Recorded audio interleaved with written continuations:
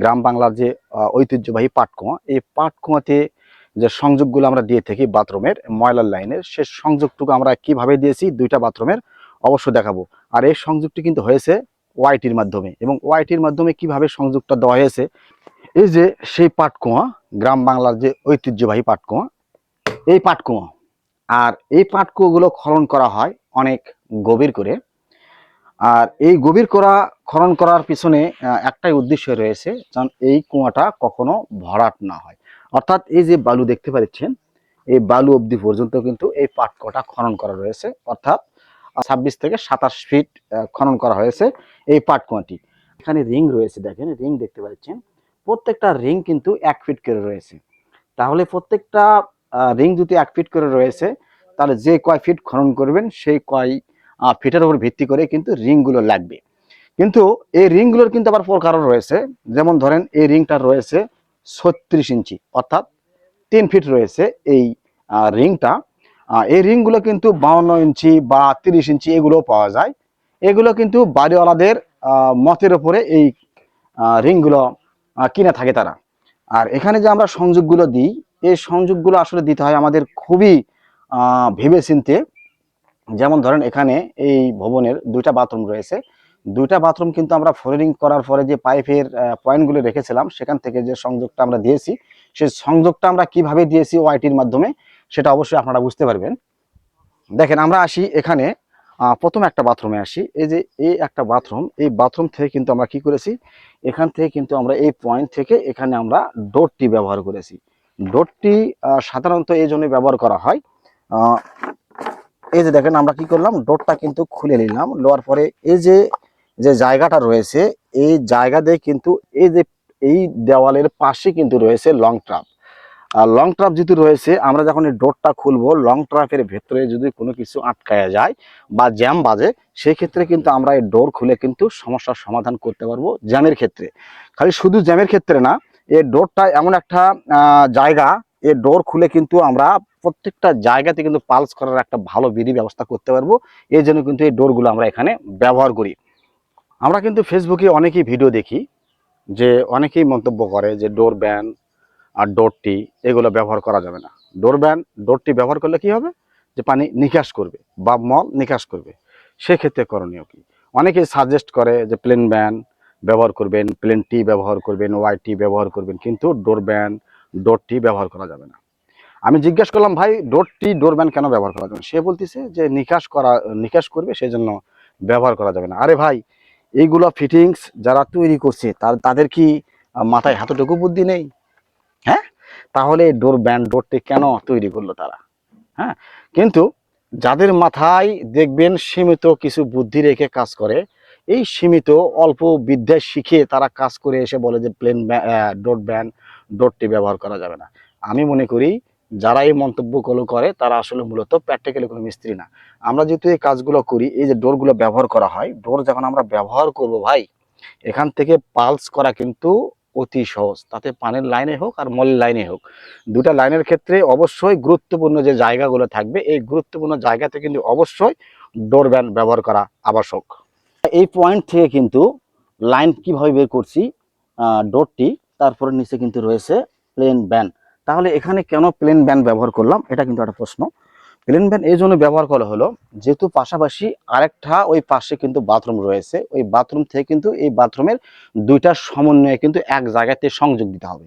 তাহলে এক জায়গাতে যদি আমরা সংযোগ দিই, তাহলে কি করণীয় থাকবে, যে আমরা এখানে একটা ড্রপ দিলাম, অর্থাৎ নিচু করলাম এখানকার মাথাটা, ড্রপটি দিয়ে প্লেন ব্যানের মাধ্যমে এখানে আমরা কি করলাম, একটু ড্রপ দিলাম অর্থাৎ নিচু করলাম। নিচু করার উদ্দেশ্য একটাই, যেন ওই পাশ থেকে যে মলটা আসবে, এই পাশের যে মলটা আসবে, 2টা মল সমন্বয়ে এক জায়গায় যেন একত্রিত হবে। এই মলটা যেন একটা বাথরুমের মধ্যে বা আরেকটা বাথরুমের মধ্যে মল প্রবেশ করতে না পারে। কেননা এক পাশে হয়তো মল ত্যাগ করার পরে দেখা যাচ্ছে পানি ইউজ করতেছে লো ডাউন থেকে, সেই ক্ষেত্রে লো ডাউন যখন ফ্লাশ করবে, দেখা যাবে কি যে সরাসরি আর একটা লো কমোডের মধ্যে ঢোকার একটা সম্ভাবনা থেকে যাবে মল। সেই ক্ষেত্রে আমরা কি করলাম, এখানে আপনারা লক্ষ্য করেন ডোরটি দিয়েছি, আর ডোরটির নিচে কিন্তু রয়েছে প্লেন ব্যান। এই পাশেও কিন্তু সেম একই কিচ্ছা করা হয়েছে। দেখেন এই পাশে কিন্তু আমরা এখানে ডোরটি ব্যবহার না করে এখানে কিন্তু আমরা ডোর ব্যান ব্যবহার করেছি। অর্থাৎ এই ডোর খুললে কিন্তু আমরা এখান থেকে পালস করতে পারবো যে কোনো মাধ্যমে। তার নিচে কিন্তু রয়েছে প্লেন ব্যান, তাহলে এখানেও কিন্তু ড্রপ রয়েছে, আর এই পাশেও কিন্তু দেখেন আমরা ড্রপ করেছি। তাহলে ওখান থেকে যখন মল আসবে, এখান থেকেও যখন মল আসবে, সমন্বয় কিন্তু একটা পাইপের লক্ষ্য করে কিন্তু পাটকুয়োর ভেতরে কিন্তু মলটা নেমে যাবে। সেক্ষেত্রে কিন্তু আমরা এখানে প্লেন টিপ ব্যবহার করতে পারতাম, কিন্তু এখানে কিন্তু আমরা প্লেন টিপ ব্যবহার করি নাই, কেননা প্লেন টিপের জায়গাও এটা না। কুয়া যেখানে খনন করা হয়েছে সে বরাবরই কিন্তু বাথরুম রয়েছে। ওই যে বাথরুমের পাইপটা বাড়িওয়ালা কি করেছে, বাথরুম বরাবর এই যে পাটকুয়া খনন করা হয়েছে একেবারে সোজাসুজি কিন্তু এই খননটা করা হয়েছে। এখানে যদি আমরা এখন ওখানে প্লেন টি ব্যবহার করি, তাহলে এখানে কিন্তু অনেক দূরত্ব দিতে হবে, আর যখন আমরা দূরত্ব করতে যাব তখন কিন্তু কাজটা তেমন একটা ভালো আসবে না। দেখেন এখানে আমরা ওয়াইটি ব্যবহার করেছি, একটু লক্ষ্য করবেন ওয়াইটি ব্যবহার করার কারণ একটাই, এই যে এই পাশ থেকে বাথরুমের যে মলটা আসবে, এই মলটা কিন্তু এখানে এসে এই যে কুয়ার মধ্যে কিন্তু মলটা নেমে যাবে। আবার লক্ষ্য করেন দেখেন এই এই বাথরুমের যে মলটা আসবে, সে মলটা কিন্তু কখনো এর মধ্যে ঢুকবে না। কি জন্য ঢুকবে না, এটা কিন্তু বরাবর এই যে দেখেন বরাবর সোজা কিন্তু চলে আসবে, এবং ওআইটির মাধ্যমে ওই পাশ থেকে যে ওই বাথরুমের যে মলটা আসবে, সেই মলটাও কিন্তু এখানে আসবে। অর্থাৎ এখানে আসার পরে মলটা এখানে আসার পরে মানে বাড়ির যেটা তরঙ্গের সৃষ্টি হবে, সে তরঙ্গ কিন্তু কখনো এই পাশেও যাবে না, ওই পাশেও যাবে না, কেননা এখানে ড্রপ রয়েছে, ওই ওই জায়গাতেও ড্রপ রয়েছে। দুই জায়গার ড্রপের ক্ষেত্রে মলটা কিন্তু এক জায়গাতেই অর্থাৎ এই পাটকোর মধ্যে কিন্তু এসে নামবে। আর যখন নামবে তখন কিন্তু এখানে পালস করার কোনো চিন্তা ভাবনা থাকবে না, ওখানেও কিন্তু পালস করার কোনো চিন্তা ভাবনা থাকবে না, কেননা মলটা কিন্তু সরাসরি কুয়োর মধ্যে ঢুকে যাবে। অনেক সময় দেখা যায় যে এই পাটকুয়োটা হয়তো বা ভরাট হয়, অনেক সময় দেখা যায় দীর্ঘ সময় 20 বছর 30 বছর 50 বছর পর দেখা যাচ্ছে কি হচ্ছে, এগুলো ভরাট হয়ে যাচ্ছে। নিচে তো অবশ্যই ময়লার যে কাঁইগুলো রয়েছে সেগুলো কিন্তু জুগবে।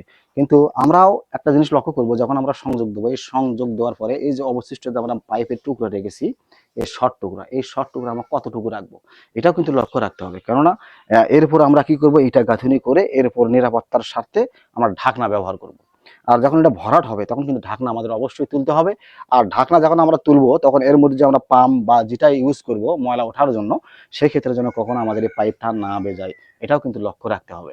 আর এই যে পাটকুয়া, এই পাটকুয়া আসলে এই জন্য খনন করা হয়, অনেকে দেখা যায় যে শহর অঞ্চলে সেখানে সেফটি ট্যাঙ্কি ব্যবহার করা হয় বিল্ডিংয়ের ভেতরেই বা বিল্ডিংয়ের পাশেই। সেফটি ট্যাঙ্কি দেখবেন যে অল্প দিনেই কিন্তু নষ্ট হয়ে যায় বা ভরে ওঠে, বা কি হয় অনেক টাকা খরচা করার পরও দেখা যায় কি যে 2 দিন 3 দিন পর পরই ভরে যাচ্ছে, মানে ভরাট হচ্ছে। কিন্তু সেক্ষেত্রে ওভারফ্লোর প্রয়োজন থাকে। কিন্তু আমি মনে করব যারা সেফটি ট্যাঙ্কি তৈরি করে তাদের জন্য একটা সাজেশন রয়েছে, সেটা হচ্ছে যদি শো কয়েল করা যায় সেক্ষেত্রে কিন্তু সেফটি ট্যাঙ্কি কখনো ভরবে না। সেফটি ট্যাঙ্কির কিন্তু পার্ট থাকে 3টা, 1 2 3, অর্থাৎ 3টা পার্ট থাকে, প্রথম থেকে শুরু করে 3 নম্বর অবধি পর্যন্ত যে পানিগুলো নিষ্কাশন হয় অর্থাৎ ফ্রেশ পানি যায়।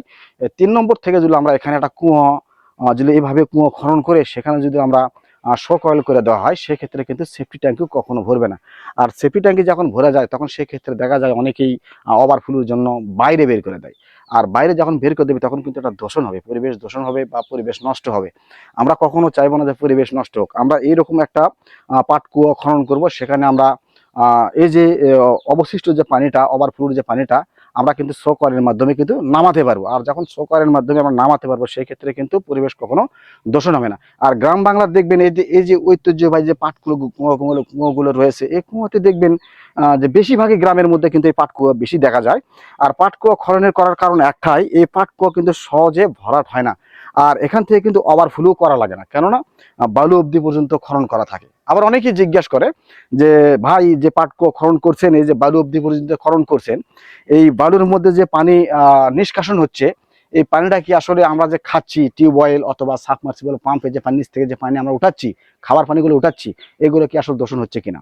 আমি তাদের উদ্দেশ্যে একটা কথা বলবো যে আল্লাহ সুবহানাহু ওয়া তাআলা সারা পৃথিবীর সৃষ্টি করছে মানুষ জাতির জন্য অনেক সুন্দর করে এবং ভেবেচিন্তে, কিন্তু স্তরে তরে বালু বা পাথর রয়েছে, এর মধ্যে আমি যত ময়লা পানি ফেলি না কেন, এই পানিগুলো কি হবে, নিচে গিয়ে কিন্তু ফিল্টারিং হবে। আমরা যে পানিগুলো ব্যবহার করতেছি খাওয়ার জন্য বা গোসলের জন্য, এই পানিগুলো কিন্তু ফিল্টারিং হওয়ার পরেই কিন্তু আমরা ব্যবহার করতে পারছি। তাহলে অনেকেই প্রশ্ন করে যে ভাই পানির দূষণ হবে, এখানে মোটর বসালে হয়তো বা মল আসবে এখানে, এটা কিন্তু মানুষ বলে থাকে সচরাচর, কিন্তু আসলে কখনো এরকম হওয়ার কোনো সম্ভাবনাই নেই।